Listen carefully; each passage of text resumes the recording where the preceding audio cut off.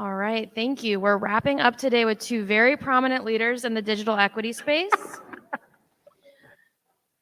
As we've heard from a lot of people today, the digital equity field has changed so much in the last 4 years and will continue to do so.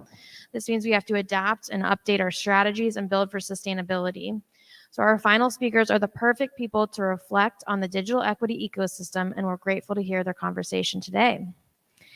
As Executive Director at the Center for Digital Equity at Queen's University, Bruce Clark has helped redefine the municipal roadmap for closing digital divides so that low-income or historically marginalized communities have full access to opportunities of increasingly technological economy and culture. As a Managing Director of Operations and Strategy at Common Thread Strategies, he consults major philanthropies, investment organizations, and social impact projects. He prioritized themes of social justice and shared prosperity into regional and national campaigns as marketing director for InfoBelt. And Amy Huffman, the policy director for our partner mentioned many times today, the National Digital Inclusion Alliance. She is a public servant, systems thinker, innovative policy expert, and a storyteller with a passion for closing the digital divide and ensuring all Americans can thrive in the 21st century digital world. Amy has studied and worked in the digital inclusion field since 2011. Prior to joining NDIA, Amy served as the state of North Carolina's first digital inclusion and policy manager for the Broadband Infrastructure Office, a division of the Department of Information Technology. So if you haven't asked a question all day, this is your time, because these are the folks who are really in the know, and we'll be splitting, I think we're going to be splitting up the Q&A into two sessions so we can ask a lot of questions. So help me welcome Bruce and Amy.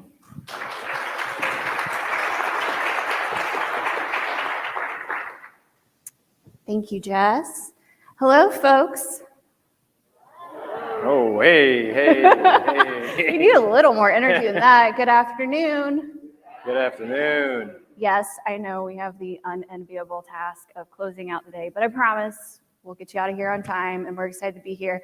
I'm really excited to be home. The mountains, the Appalachian Mountains, North Carolina's Appalachian Mountains, I should be more specific, are home for me. I have not left the state of North Carolina since moving into this role, so I'm still here. If you're in the Triangle anytime, would love to have coffee with you. But it is just so exciting for me. My heart is so happy to be in this room. And the reason why are there's so many giants on top of shoulders that we stand on here today, right, Bruce? Deb Watts, Jeff Searle, Brian Rathbone, Samantha and I go way back, and Maggie Woods is doing wonderful work today. We're just thrilled to see the state of the digital inclusion ecosystem here in North Carolina. And as someone who works across the country, I can tell you it's not like this everywhere. And so you should give yourselves a round of applause for just the great work that they're doing. So thank you so much for having me here today. I'm thrilled to be here. So with that, I'm gonna pass it to Bruce, who's going to do something. Yeah. I don't know. What is it? I don't know. Yeah, thank you, Amy. So it's really a great opportunity to be here, just an hour and a half away from Charlotte. And as I was in the room listening to the conversation so far, I thought about, we talked a lot about infrastructure, wires in the ground, training, skills, all of these elements of digital equity. And what I wanted to do to start was ask you all, so we're going to popcorn this out, you can shout it out. Why are we doing this work? At the end of the day, it isn't about teaching somebody Microsoft. It isn't about putting wires in the ground. It's about something else, right? And so what is that something else for folks in this room? Upward mobility. Thank you, Don. Opportunity. Opportunity for what?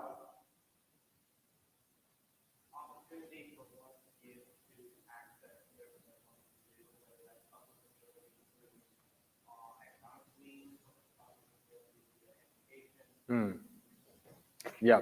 For those that couldn't hear, upward mobility or being able to do whatever it is one wants to do. I think that part's really important. So, I'm sorry, say it again. Fairness. Was not on my bingo card. That's a good one. Tell us more.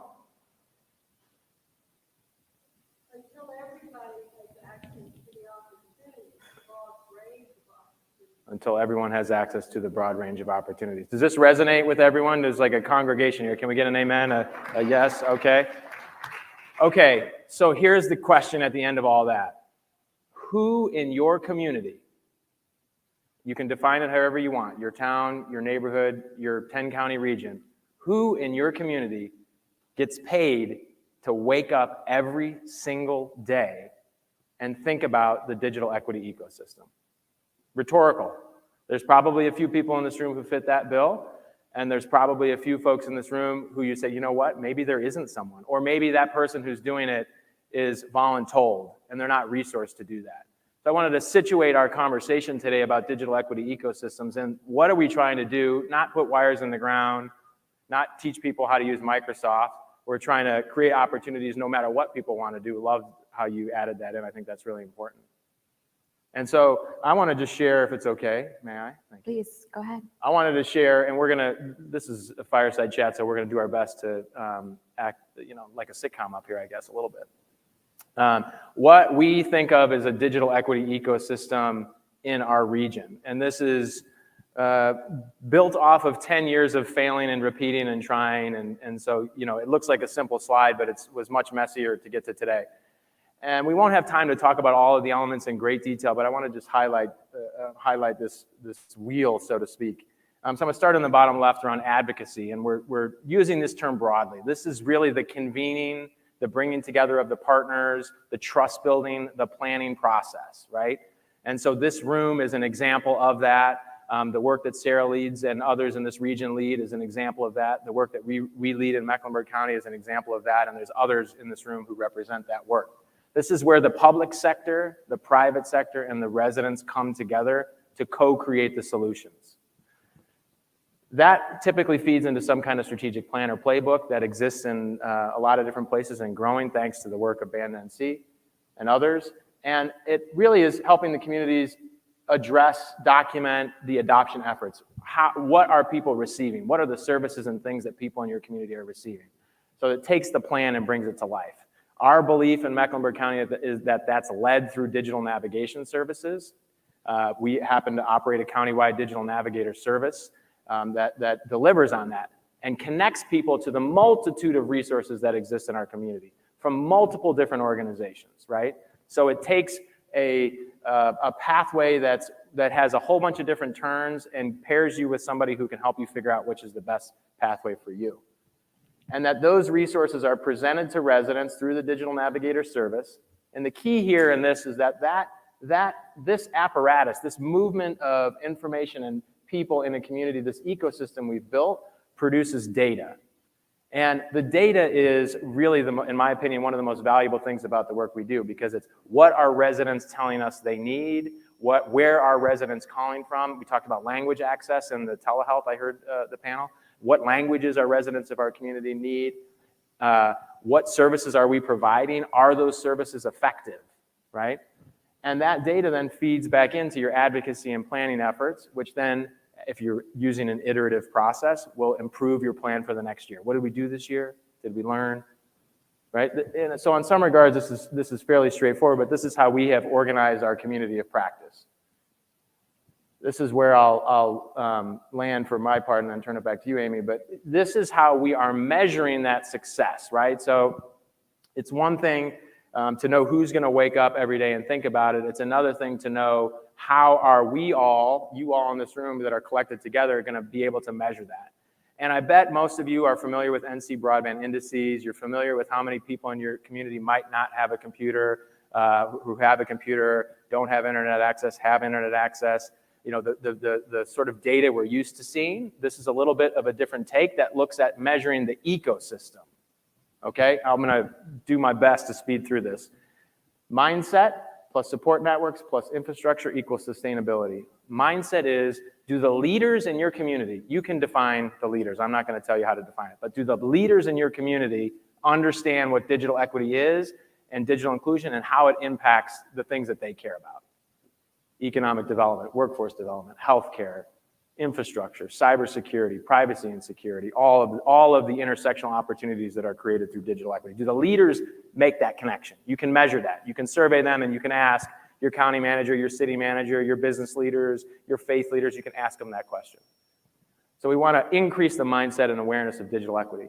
Support networks are, do the places, the informal and formal places that people go for support, know about the digital equity ecosystem? And more importantly, do they know about, in our case, digital navigators who are there to help them, right? So I think Hispanic Federation is here today and was talking about their work in Charlotte at the Latin American Coalition. That work is supported by the Center for Digital Equity on the back end, because we understand that the Latin American Coalition is a critical support network in our community, and we want to equip them and surround the resources because the trust is already there. So we can measure that. We can go measure the support networks. We can see, do folks know, are they connected into the ecosystem? In infrastructure, this is a little bit of the using the word for something else. And so here we're talking about the back office administrative support to operate a digital equity ecosystem. And I'm not picking on you, Sarah, just because I appreciate all the work you've done. I think, does Sarah have all of the resources that she needs? And I'm using Sarah as a proxy for all the amazing people in this room. It just happened to have a personal relationship. But does she have all the resources she needs to help operationalize that ecosystem? The team, the staff, the things that are required to bring an ecosystem to life. You can measure that. So that those three things equal sustainability. And what is sustainability really in this case is moving away from this idea that you have to have some unlimited bank account, because who in this room knows anyone that has an unlimited bank account? It doesn't exist, right? So for us, we measure sustainability in follow the money, and the money leads back to the plans. Does your county plan talk about digital equity? Does your COGS plan, does your COGS economic development plan talk about digital equity? Does your neighborhood development plan, whatever the organization is, does your hospital, does your healthcare system's plan for how they're going to deliver and support their community talk about digital equity? So we measure sustainability based on digital equity showing up in the planning process and in the actual plans of the key players and partners in a region. And so in what was probably more time than I anticipated taking, so thank you. You're welcome. These are both the way we think about a digital equity ecosystem and how we are going to measure that ecosystem to understand if it's effective. So a couple threads I'd like to sort of build off of. We're going off script now. Yeah, go for it. We knew this would happen very quickly. One, I like to talk about infrastructure, like the human infrastructure. We need people, we need bodies, we need people doing this work in every community across the country.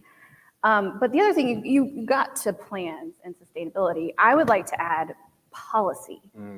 So to get at sustainability, a thriving ecosystem isn't just the work. It's making sure that policy enables the work, right? Good policy enables the work to happen that needs to happen.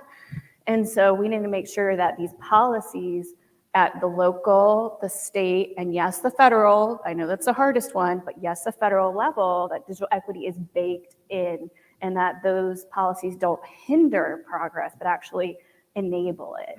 And so that to me is a big part of what we all need to be working for here as well. And we sometimes get a little turned off by the term advocacy. And I think we have to stop thinking of that as a dirty word. We're just educating about why this work matters, why it's impacting real people's lives, why we want people to thrive, and how this enables them to. And these ecosystems that we, the National Digital Inclusion Alliance, want to see exist across the entire country, from here to Alaska, will enable that thriving through creating programs that touch people's lives and policy. So on the advocacy front, one of the things that we were chatting about in the hall too was really the collection of power. Let's just cut straight to the chase, right? So how do you organize power to change something in our sphere? So one of the things I'm interested to hear from you on is like growing your, maybe not as specific as growing your advocacy power, that might be a little bit too micro for the time we have, but how do you grow the size of your coalition? How do you create these permeable pathways for people to join? And we think about incredible to be here with all of you and even the folks that had to leave early, but how do we get it so next year this wall is open and this whole room is filled, right? Because we know that there are more people in this community, whether it's just in Western North Carolina or in North Carolina at large, that would benefit from being in this room. So what are you seeing from your perspective on the national front? Yeah, I love that question. And there was someone I think the gentleman from the State Employees Credit Union Foundation earlier used the word welcome wagon. I love it. Such a Southern term. I am taking that and stealing it. But yeah, we should be a welcome wagon. We need to welcome new folks into this field. I just finally, I don't know where she is. I'm losing her. But I just finally met Yvette in real life. There she is. We met 3-4 years ago online. Many of you have actually only met online, Yeah. which is the sad part of our state of affairs. But and she just got started in work a couple years ago, and look, she's up on stage and she is serving people in Transylvania County, which had never really been done before. And so we need to be welcoming to encourage people into this field, and we also need to do that through partnership and collaboration. We National and Digital Inclusion Alliance operate first and foremost as a community, and it's an open door community where we're welcoming folks in to learn from each other. The day I stop learning from this community is the day that I should not be doing this work anymore, right? I need to continue learning from the great work that's going on the ground across the country, and we all have a space to learn. But there's a lot of different, some folks have been in the field a long time, some folks are new to the field. There need to be a bunch of different opportunities for people of all different skill sets to engage in this work across the board. I was taking some notes earlier because I like to draw on what folks said earlier, and I'm thinking about who said this? Sorry for the quick read of my notes here, but someone on the first panel when I walked in, I'm going to forget their name, I apologize, was talking about, actually, Mayor, yes, when you were talking about the challenges of getting folks engaged, and I'm obviously summarizing very quickly, but one of the things, and the reason I started with the conversation around what's the why here is typically, how many times do you go in and somebody's like, I know I'm beating up on Microsoft today, but like, I really need to learn PowerPoint because I'm just like really obsessed with PowerPoint, right? No, I'm trying to learn PowerPoint because I'm trying to get this job that says I need this skill, and I want to improve my family's outcome, right? So there's this higher meaning other than just this digital skill. And oftentimes, what happened in that moment is connecting with someone's personal why. And so oftentimes for folks who are tangential to this work or outside of our sphere of influence, they have a totally different why. And a lot of times for folks in government, it is economic development and workforce development. Right now in Charlotte region, I'm just speaking for what I can see, if you can tie it back to that, you can get the meeting, you can have the conversation. And make no mistake, this work is fundamental to the future economy of this country and of the globe, right? So we're not disconnected from that work. But how do we have those conversations with folks and connect it back to bring them in? I always hesitate bringing in because there's a sense of power dynamic in there, but make space for everyone to participate and influence this conversation because, many hands makes the work light. Insert your corny phrase here about why going at this together is a better solution. Yeah, I think that's great. You want to talk about the future ideas and then do a little Q&A? Future ideas. The third question 3 here on our conversations around disruptive back on script. Forces. Yeah. Okay, so I'll ask the question then because you want to do the first bit on the ACP. So what conversations are we having around disruptive forces or changing forces in our work right now, like political pushback, AI, ACP ending? So I'll gladly let you take the ACP one. It's my lot in life. I feel like all I've done is run around for the last 6 months talking about how this program was going to end, and then it ended on Friday. So that's a very real and devastating loss, and I don't want to sugarcoat it. There is no sugarcoating. There's no replacement for the Affordable Connectivity Program. For the many of us that have been in the field before it existed, we know that now we're going back to these patchwork solutions where there's no national solution. And so we need to keep fighting for a national affordable broadband solution. There is a bill that is currently live in the Senate, introduced by Senator Lujan, and he has 6 new co-sponsors as of today. There's I think they're up to like 12 or so co-sponsors. So it's encouraging that there is some folks in Congress who are championing this issue and care deeply about it and would like to see this program continue. Whether or not there is enough support and enough money to get that ball over the finish line, is yet to be determined. So far, there hasn't been. So, amongst my friends here, I will say I'm not optimistic that there will be a solution before the election. So I think it's, good for us to all have our eyes wide open about what this means. So with that, I will pass it back to you, Bruce, to talk about something maybe more fun, like AI. AI, sure, I'll do AI, yeah. So for us, I think one of the things that we're hyper-focused on right now as an organization, and I'll give you context. I've been at this work for coming up on 10 years. For 8 of those years, we were a team of 2 on a roughly $300,000 a year budget, roughly. I have a team as of today, and we'll actually add 10 headcount to this in a couple weeks because of another grant we won, but we have a team of 22 and a $3.5 million a year budget.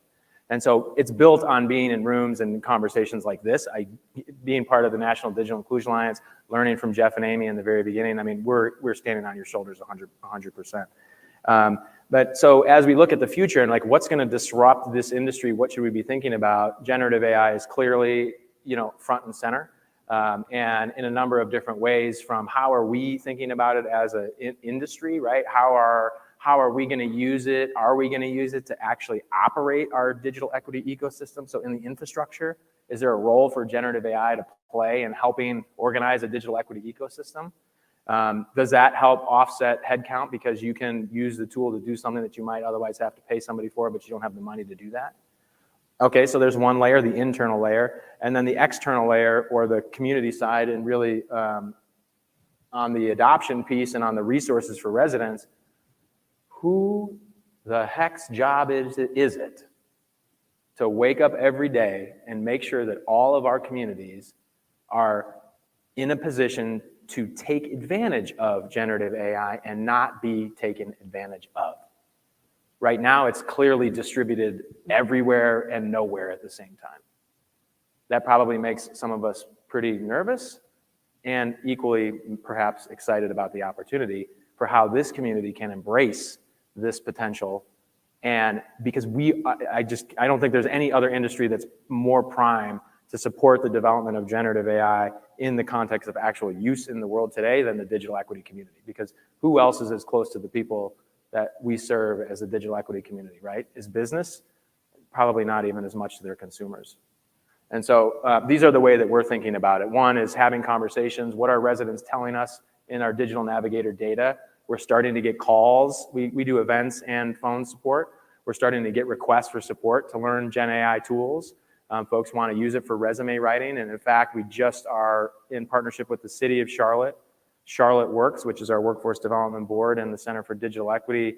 We built out a generative AI digital skilling tool workshop that we're actually going to deliver, which is, rather than teaching people skills about workforce development and job search, we're teaching people generative AI skills that they can use for their job search, so that no matter when they find themselves needing another job, they sort of, it's the teach someone to fish analogy. We've taught them how to fish and they can use these skills going forward. Okay, so we're going to pivot. Well, I just want to add, we'll pivot after you say what you're going to say. Sorry. The thing the internet has always had the ability to be the great equalizer of our time. It's never been easier to start a business. It's never been easier to talk to your doctor. It's never been easier to go back to school. And yet, because of the digital divide, it's just enhanced and doubled down on existing disparities and divides. AI, if this digital inclusion, digital equity community do not get in the game and help support our communities, is just going to triple that.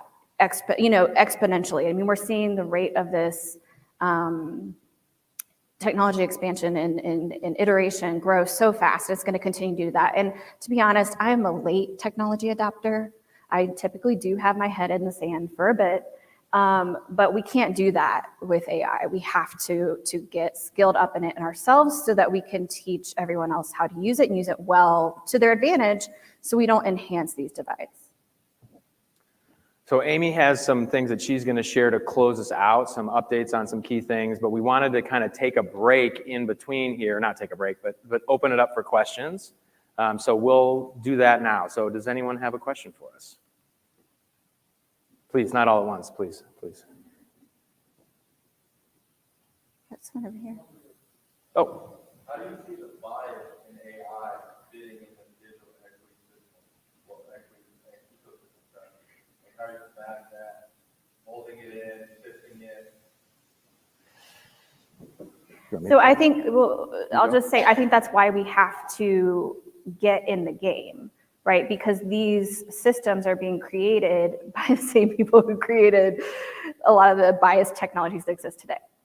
And so we have to get in the game and start speaking into them in order for them to not be biased.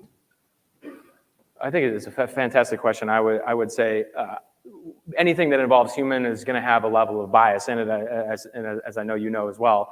I think what we have an opportunity to do is avail that to the community in a way that helps people understand as they're using these tools. So ChatGPT, Gronk, Gemini, name your large language model and your ChatGPT or your interface, right? There's all of these different versions out there, and what I'm hearing is that there's going to be a lot more. And so the opportunity we have as a digital equity ecosystem is not necessarily to train people on each one, but to train them on the kind of framework, like, well, what should you think about when you're using this, and what types of biases might be in play?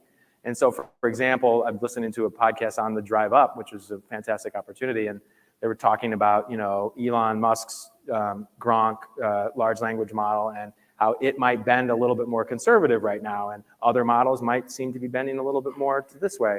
And so, as a user, you're going to want to know that, and you might still choose to go to both to see the collection of information and then make your own personal decision. And so I think our opportunity as a community is to do that, is to let people know, to educate people on that. Was there? I see Don. Don. It's for the millions watching at home. Hello. Yes, sing it. So one resource would be community colleges and university colleges. We already have policy on generative AI, so you don't really have to redo the work. Maybe reach out to community college and have some kind of session or seminar so that you're not starting from ground zero. That would be a great suggestion. That is a great suggestion. The great Jeff Searle used to call it R&D, rip and duplicate. I don't know, do you maybe still use that line? But no, yeah, we don't need to be recreating the wheel. We need to be looking to organizations like yours, Don. And that's, again, why this ecosystem is so important. Everyone needs to understand the landscape and who has the capacity and the capabilities and the information to do which part of the work, and then coordinate that together so that we're not, working harder, we're working smarter. You mentioned that right now we can contact our doctors and, our schools and everything so quickly because of technology. And I think that move has made it so that people that have very little formal education or literacy skills are left behind in ways that we haven't seen before. How do we incorporate supporting organizations, government services that are still providing in-person assistance and that one-on-one mentoring or support in our digital equity plans? Oh man, I need my whiteboard. That's a really interesting question. So I think you're hitting on this idea that there's still this really intrinsic value in doing things together face to face, even in digital skilling, right? We even see it in our digital navigator service. We over-indexed on phone support during the pandemic, and now we have 26 events this month alone, digital navigators out in the community doing the work, not just responding on the phone. And the proximity is where we're finding a much better relationship development. And so, I think that for us, we can prove that in the data because we can go back and show these are the results we got when we were in person. And so we would like you to fund these types of programs because that allows us to be proximate with residents and build the trust through organizations like Latin American Coalition that I mentioned earlier. And so for us, that's the way that we're sort of thinking about the service delivery happening in person to support folks in that manner. And I'll sort of offer up a secondary thought, which is we specifically built a program called the POWER program. It's Parents Operating with Educational Resources, and it was focused on exactly in the context of caregivers of children in K through 12 school. How do you support folks? How do you support those folks to be better advocates for their child? And I'll tell you the anecdotal story, and then we'll pass it along. But we were starting this class in a library at a school, and there's a group of folks around, and the trainers, our trainer who's helping the folks get signed into the one of the dozens of portals. To your point, right? There's so many barriers to folks paying attention and being able to do that. And it was like where you could see their kids' grades. And the parent had only been told by their child about their attendance and what their grades were, but because of some barriers that we were guessing were some literacy barriers, the parent didn't actually have the proof. So the parent's logging in with our trainer. Up comes my student's attendance and grades. Guess what? They were not the same as was being told to the parent. And we chuckle a little bit. It's a little funny, right? It's that's funny. That's kind of cute. But think about the outcome of that child's life now that they have empowered a caring parent who cared enough to show up at that class to learn something that was probably scary and now has that information. I might not want to have been in that house that night, but a few years later, I suspect that, I'm obviously drawing a lot of conclusions, but if you were a betting person, you'd bet that child now has a better outcome because that parent has more information. And ultimately, when we come back to that why that we started with, those are the whys. That kid has a better life outcome because of breaking down that barrier for that parent. And I think to your point, how do we develop plans and support organizations so the resources can be there in the right moments? Yeah, I mean, I don't have really anything to add. Yeah, I don't have anything to add. All right. Any We'll take another question. We only have 10 minutes left, so we should move on. John?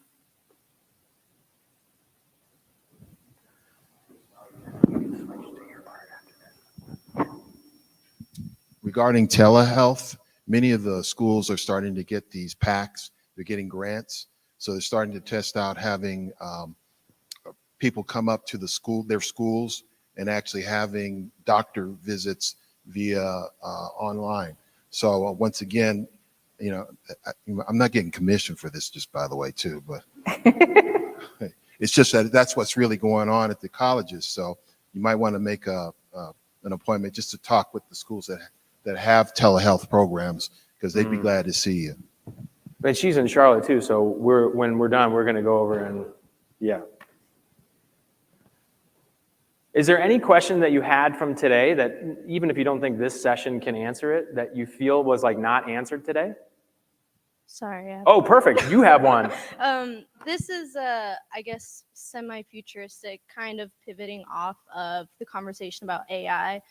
But when you started talking and you were asking about the why, what I thought about was autonomy to decide whether you want to pursue an education, pursue higher education, applying for a job, or if you even just want to watch Netflix, or if you just want to just have the freedom to decide what you want to do with your time and with the access to that opportunity.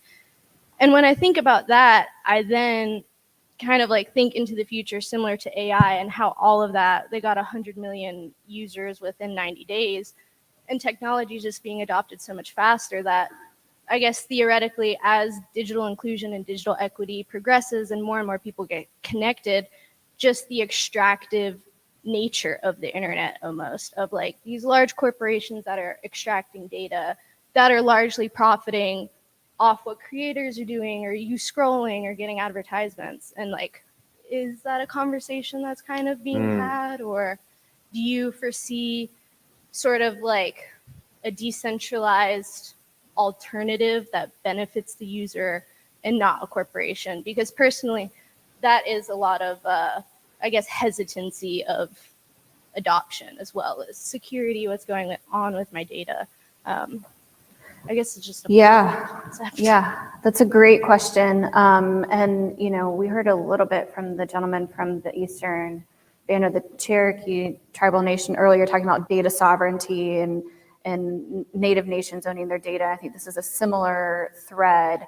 To your question, my first instinctual response is like, this is what government should be doing, right? Like, government needs to regulate this industry and get on it quickly. And as we know, they're a little slower at doing that.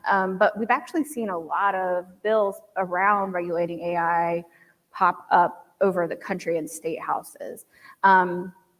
So if I could just say real quick, again, back to advocacy, this is why we have to do this, what we're doing today, forming, ecosystems, coalitions, friendships, and also stay in the know of what's happening at the local level, state level, and federal level, so that we can speak into those policies that are being made on our behalf, maybe though without our input.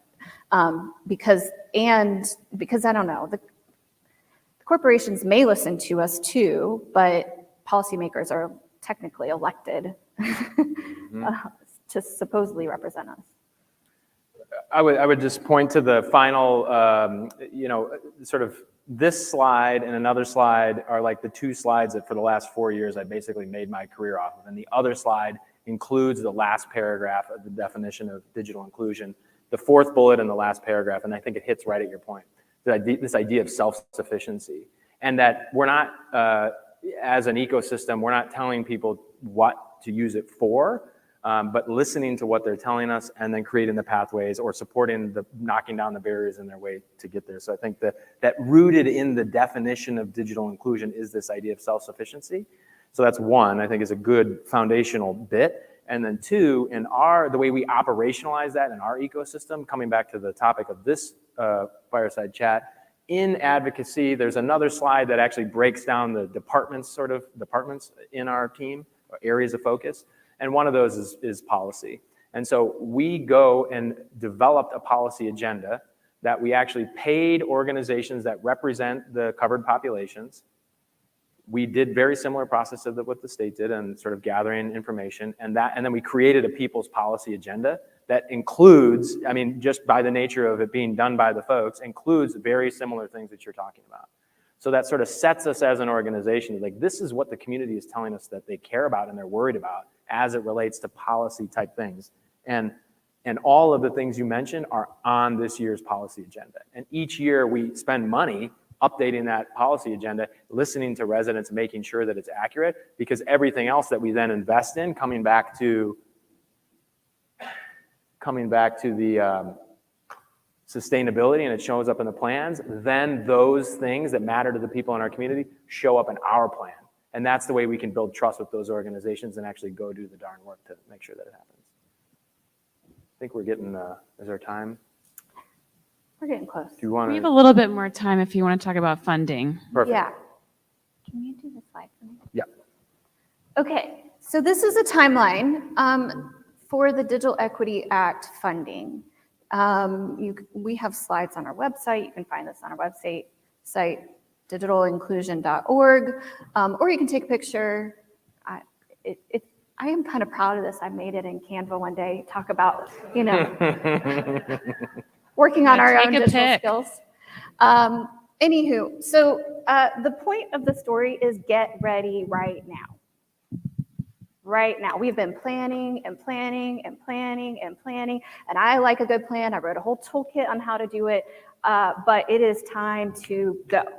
So the funding's coming this fall. At the latest, the notice of funding opportunity for the federal competitive awards will be open by September 28th.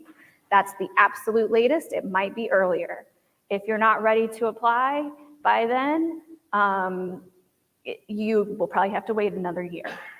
So the suggestion is just to go ahead and find your friends, talk to the people in this room, figure out who's doing what, because this is a $1.25 billion bucket for the entire country, the territories, and Native nations across the country. It's not a lot of money if you do the math and break it down. NTIA will not be funding thousands of small awards. They will not. Don't bet on it. It will be big awards. And then with hub and spoke model, where they will, I shouldn't look at the federal government when I'm talking, hub and spoke model, where they will most likely give out big awards to one entity who can then sub-grant out to other awards or to other organizations and take off some of that reporting burden. So we don't know what's in the notice of funding opportunity yet. We don't know all the guidelines and everything that you need to apply yet. There is enough, though, to go ahead and start ideating. We know you need to serve covered populations. We know it has to be digital inclusion, digital equity work.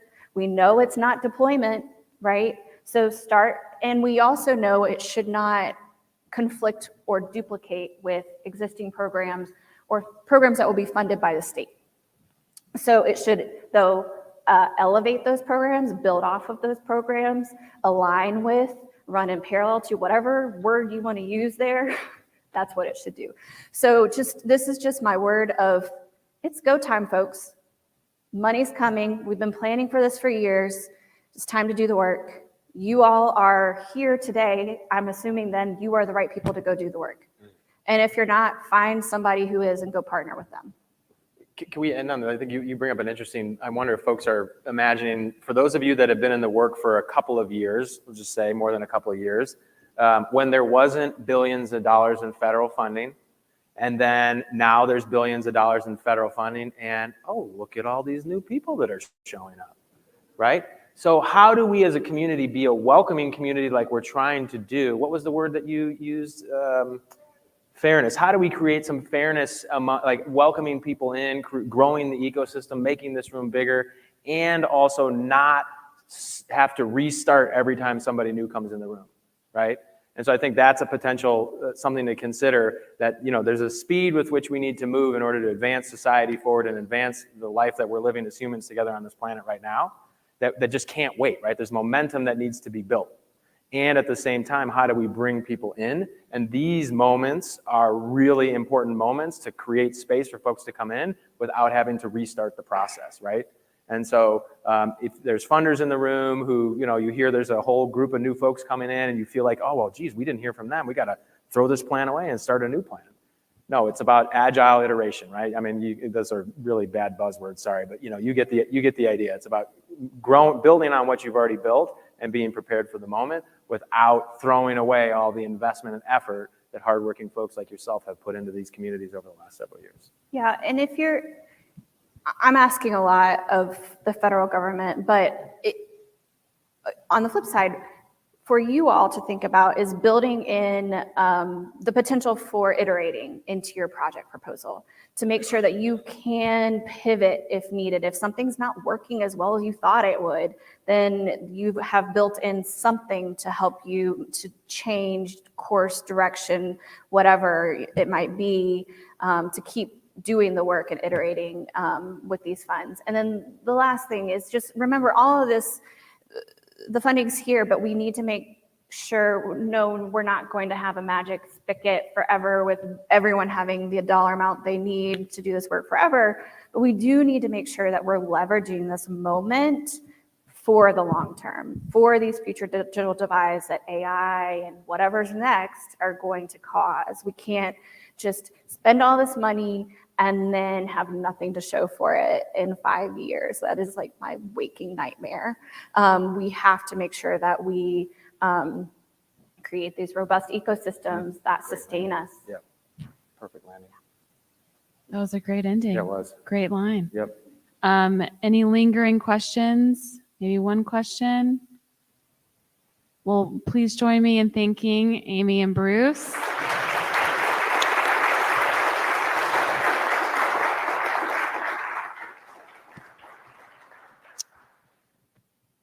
We hope your time at our Digital Opportunities Gathering has reinvigorated your commitment to digital inclusion in North Carolina, in our homes, our schools, our businesses, our faith organizations, and our communities. Remember that we will have our resources, slides, and notes on our resource hub that Jess talked about earlier. We hope you'll continue to post on the app and website over the next week, and we'll do our best as a staff to continue those connections and conversations. We'll also send out a list of attendees today with their name, county, organization, and email for those that agreed to share their info. We've been recording most of our sessions, and after editing, we will send them, make them available on our website as well in case you want to revisit them or send them to people who couldn't join us today. We would love to end today extending our deepest thank you to our funding, program, and thought partners that helped us construct today. So our gratitude to II's beautiful staff, our 33 incredible speakers, our COG partners who helped us organize our agenda, Blue Ridge Community College, the Dogwood Health Trust, the State Employees Credit Union Foundation, the John M. Belk Endowment, and the Duke Endowment in our Faith and Community Program. Thank you.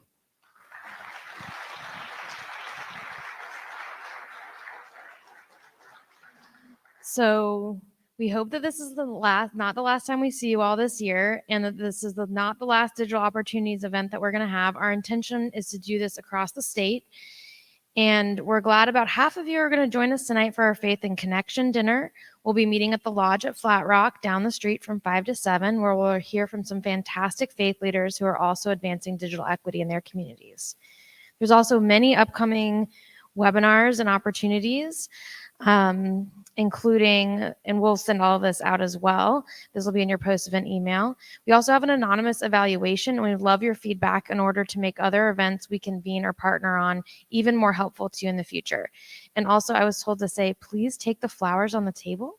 Those are for you all to take. And Kylie says that we hope that it serves as a reminder to continue growing digital connections across North Carolina. So on behalf of our partners, II staff, the Band NC team, thank you all so much, and hope that you have safe travels back across North Carolina. Thank you so much.